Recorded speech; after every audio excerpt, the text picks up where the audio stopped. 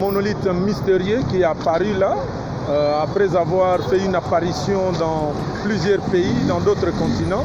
Et pour la toute première fois, on voit le monolithe apparaître en Afrique et au Congo, plus précisément à Kinshasa, à la commune de Bandalungwa.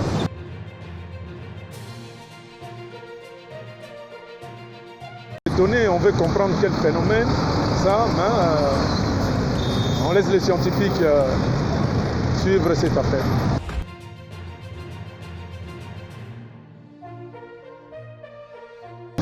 Je suis assistant du bourgmestre Tchéhi Gaïben Baïlon à la commune de Bandalungwa. Alors, nous gérons la commune de Bandalungwa. Il est apparu sur le net, donc la situation un peu culturelle que les gens ne connaissent pas encore chez nous, même moi-même aussi, bon, je le vois souvent, je l'entends parler, mais je ne l'ai jamais vécu, les monolithes. Mais soudain, je l'apprends comme ça, donc sur le net, que ça est à Bandal. Alors je pose la question à mon chef, qui me dit, mais effectivement, moi aussi j'en ai appris.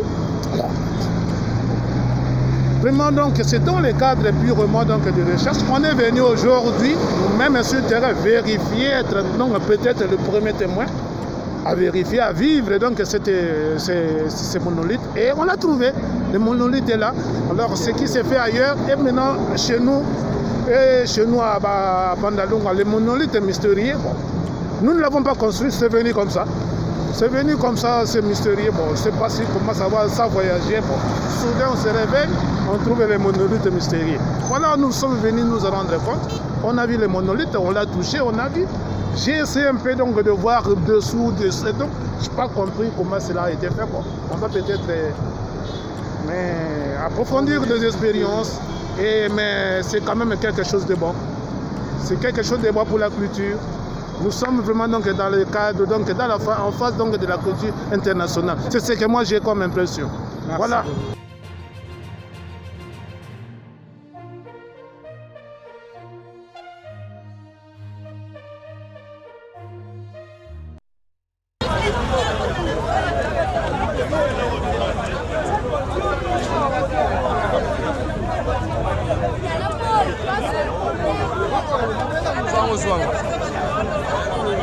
Tala boro e bimiawa ba chese loka ba pharmacien awa na bandal ba dédié bandal pas satan onini mambele kala mboko tala boro ya en États-Unis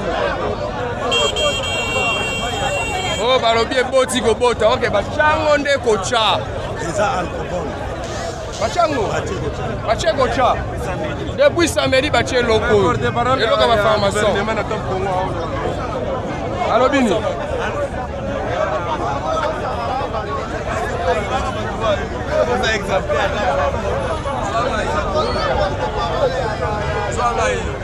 Bachango kocha boro bachango badedie mboka na bata pharmacien c'est quoi ça oyo bata pharmacien triangle on a likolo triangle on a badedie bandal oyo ça katana. Voilà, shalom peuple de Dieu, shalom shalom partout. Bozolanda wana tozana épiscopo. Au moment où on est à 17h à l'élo boye, c'est parce qu'il y a un ça ne va pas. Et nous avons détecté les signaux. Tu détecter les signaux. Nous disons au monde des ténèbres, Isaïe 54. Il faut te poser fondement. Nous allons poser les fondements de ici, sachez-le bien. Bino mo bota la stati après vidéo au Boromona, comment est-ce que va placer pyramide dans Katiamboka. Tout est les ponango. Bah qu'on retrouver dans Congo, il y a une église. Cette église, elle est indépendante. C'est-à-dire, tu as une autorité comme mon corps, Saint-Esprit et les Écritures. Donc, net au télémi boye, elles à la Rose-Croix, elles à la Maïkari, elles à la franc-maçonnerie. Yo moningai, mais ne pense pas que tu m'as vu. Je suis un des membres du corps de Christ. Amen. Tu peux s'opposer totalement à l'Eloko Boutina Bandal. Tu as pas au bout quand n'importe qui une heure. Vous posez. Vous savez la pratique. So peut rien à une heure. Biso peut rien à une heure. Tu rebelle là où habison Nzambe. Ouais, habison Nzambe to rebelle là. Mukolo loko na robima. Mukolo loko na robima. Akoya yemo ka bio botika ngam na tiaki. Na biso to bien, la RDC appartient à Dieu. Voilà. Bien aimé dans le Seigneur et lesquels biso. Bozomo a déjà na statut. Comment est-ce que bache pyramide wana je crois bande ko belé ba yebi ngona ba mboka belé. Ba yebi pourquoi est-ce que franc-maçonnerie a posé ka ba pyramide wana na ba mboka. Biso to yebi mboka ezala ki dédié pa na Nzambe. Président de la République a dédié Mboke pas dans Zambie. Il y a mon stade. nani sikoyo alamuki na tongo nani yango akoleka ye aye na bandal apo oyo aleki président alobiki naleki président oyo apesi Congo pa ya nzambe totanga na prière ya président qu'est-ce que président avait prié? Chroniques chapitre 7-14 Éternel, tu as dit, si mon peuple sur qui est invoqué mon nom s'humilie, parole ya mokonzi mboka ye nani oyo aye na butu wana atie pyramide na ye biso tosimilie na se na yango te eleka te tobimela ona ine eleka te biso tokoloba langue wana tokoloba kaka langue bango baya ka wana place batiango na ine to déranger bango ntango batiaki biso déranger bango te bango mpe badéranger biso mpe biso mpe tokobondela nyonso nzambe amibundela ye moko nzambe amibundela biso tokoya na baintercesseur ti bisika batie yango wana na bandal mpona kobondela. Voilà, bien aimé dans le Seigneur, Borolanda suite. Et ton Seigneur n'a bino de renaboter ma prière.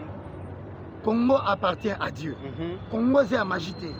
Et Congo en 2023, faut Nzambe a présenté Congo dans le monde. Futur pays pour la puissance. Toboy ba crash. Tolingi accident. Tolingi accident. Toba naufrage, bo préparer bilo na bino molili. Ah ouais, bo lekate. Ben de sang. Toboy. Mboka weza ya Nzambe. Coup d'état. Toboy. Toboy. Eh. Ba masasi na mboka. Toboy. Makelele bongani na Lubumbashi. Toboy. Nzamba ko dominer na mboko. Que vive la République démocratique du Congo. Amen. Que vive le président de la République. Amen. Que vive le premier ministre. Amen. Que vive les cours et tribunaux. Amen. Que vive le Parlement. Amen. Que vive le Sénat. Amen. Mais qui si Toboy. Toboy penza donc Borolanda vraiment to lekana na équipe ya intercession. Et ko leka wana to ko sala prière quand ande bango ba poser. Je crois bande ko baza pe na Brazzaville. Bazomona na rompe mongali comme est-ce que ba posa pe pyramide ya lolenge wana na katikati ya mboka oyo eza na kati ya basignification ebele na monde occulte oyo eza nation prophétique biloko wana ekoleka te.